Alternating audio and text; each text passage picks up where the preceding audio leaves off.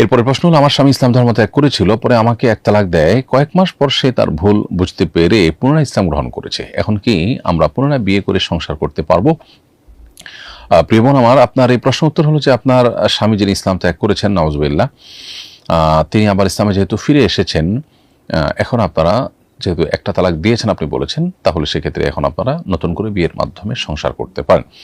যদি আপনাদের বিচ্ছেদের পরে তিনি তার ধর্মত্যাগের পরে তিনি যদি তালাক দিয়ে থাকেন, তাহলে সে তালাকের কোনো ভ্যালুই হয়নি, বরং আপনারা ধর্মত্যাগের মধ্য দিয়ে আপনাদের মধ্যে যে বিচ্ছেদ ঘটেছে সেটা নতুন করে বিবাহ বন্ধনে আবদ্ধ হওয়ার মধ্য দিয়ে আবার জোড়া লাগবে এবং একসাথে আপনারা সংসার করতে পারবেন। আর যদি স্বামী স্ত্রী থাকাকালীন সময় অর্থাৎ তার ধর্মত্যাগের আগে এক তালাক দিয়ে থাকে, তাহলে সেক্ষেত্রে সেটা তো একটা তালাক গণ্য হবে, আর এখনও আপনারা নতুন করে সংসার করবার সুযোগ আছে, যেহেতু 3 তালাক হয়নি। আর যেহেতু আপনি লিখেছেন পরে আপনাকে তালাক দিয়েছে, তার মানে ইসলাম ত্যাগের পরে তালাক দিয়ে, ইসলাম ত্যাগ করলে সম্পর্ক এমনিতেই ছিন্ন হয়ে যায়।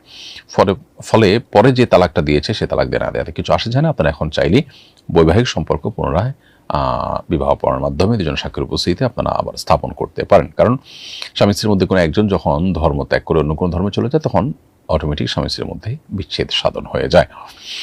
বর্তমান সামাজিক প্রেক্ষাপট বিবেচনায় জেনজিদের কিভাবে দিনের পথে ধাবিত করা যায়, আপনি প্রজন্মকে কি পরামর্শ দিবেন? এই প্রশ্ন উত্তর হলো যে বর্তমান সামাজিক প্রেক্ষাপটের বিবেচনায় যারা আমাদের তরুণ আছে, সেই তরুণ প্রজন্মকে দিনের পথে ধাবিত করতে হলে দিনের সৌন্দর্যকে তাদের সামনে তুলে ধরতে হবে এবং দিন পালনের জন্য উপযোগী পরিবেশ তাদের জন্য আমাদের ব্যবস্থা করতে হবে।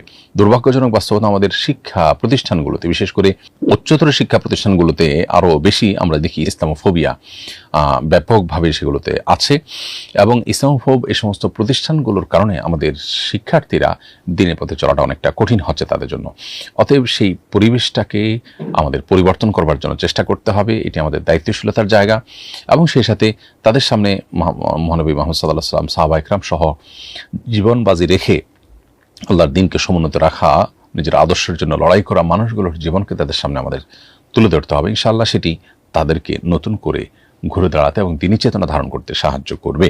এর জন্য অবশ্য পরিবার, রাষ্ট্র, আমাদের সমাজ, প্রত্যেকটা সেক্টরের কিন্তু আলাদা আলাদা দায়িত্ব রয়েছে।